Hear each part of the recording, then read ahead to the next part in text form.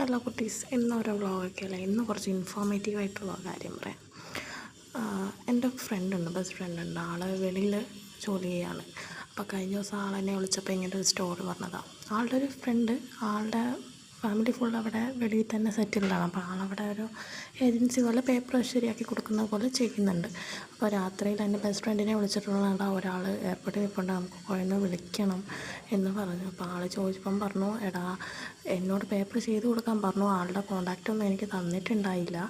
പക്ഷേ ആളെ നമ്മുടെ നാട്ടിലൊരു ഏജൻറ്റ് പറ്റിച്ചു.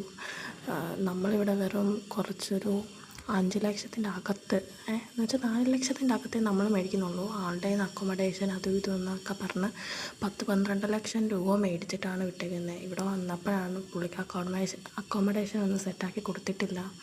ആളിപ്പോൾ എന്ത് ചെയ്യണമെന്നറിയാതെ നിൽപ്പാന്നൊക്കെ പറഞ്ഞു. ഇത് കേട്ടപ്പോൾ എനിക്കും ഭയങ്കര വിഷമമായി. ഇപ്പം നമ്മുടെ ഫ്രണ്ട്സ് ആണെങ്കിലും ഫാമിലിയിൽ ആരെങ്കിലുമൊക്കെ ആണെങ്കിലും ഇപ്പോൾ വെളിയിലോട്ടൊക്കെ പോകാൻ ചിലപ്പം ലോൺ എടുത്തിട്ട് അമ്മയുടെ സ്വർണം പണയം വെച്ചിട്ടൊക്കെ ആയിരിക്കും കയറി വരാൻ നോക്കുക. ജീവിതം രക്ഷപ്പെടാൻ വേണ്ടിയാണ്. അപ്പോൾ നമ്മൾ ഇത്രയും പൈസ ഇൻവെസ്റ്റ് ചെയ്ത് കയറി വരുമ്പോഴത്തേക്ക് ശരിക്കും ഒന്ന് ആലോചിച്ച് നമ്മൾ പൈസ കൊടുക്കുന്ന ആൾ വിശ്വസ്തനാണോ എന്നൊക്കെ ആലോചിച്ചിട്ടൊക്കെ വരിക. നമുക്കറിയാത്തൊരു നാടാണ്, പുതിയൊരു നാടാണ്. അപ്പോൾ അവിടെ ചെന്ന് നമ്മൾ പെട്ടുപോയാൽ എന്താ ചെയ്യുക? നമ്മൾ ആടുജീവിതം കണക്കേ ആവും. ഒരു അക്കോമഡേഷൻ ഇല്ല, എവിടെ താമസിക്കും? ഈ കടം മേടിച്ച് വന്ന പൈസയൊക്കെ എങ്ങനെ അടയ്ക്കും? അതൊക്കെ ആലോചിക്കണം. അപ്പോൾ എനിക്ക് ഇത്രേ പറയാനുള്ളൂ. പൈസയൊക്കെ ഇത്ര ഹ്യൂജ് എമൗണ്ട് ഇൻവെസ്റ്റ് ചെയ്യുമ്പോൾ നോക്കിയും കണ്ടൊക്കെ ചെയ്യുക. വന്ന് പെട്ടുപോയത് തന്നെയാണ്.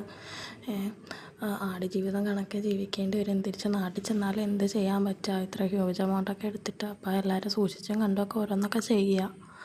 ആ ചേട്ടൻ എന്തോ ഒരു ഭാഗ്യം ഉള്ളതുകൊണ്ടാണ് വിസ എങ്കിലും കിട്ടിയത്. അല്ലെങ്കിൽ വിസ പോലും കിട്ടാതെ 12 ലക്ഷം രൂപ അവിടെ പോയി കിട്ടിയേനെ. അപ്പോൾ എല്ലാവരും സൂക്ഷിച്ചും കണ്ടൊക്കെ എല്ലാവരോടും ചോദിച്ചിട്ട്, ആരോടെങ്കിലും ചോദിച്ചിട്ടൊക്കെ ഇങ്ങനെയൊക്കെ ചെയ്യുക.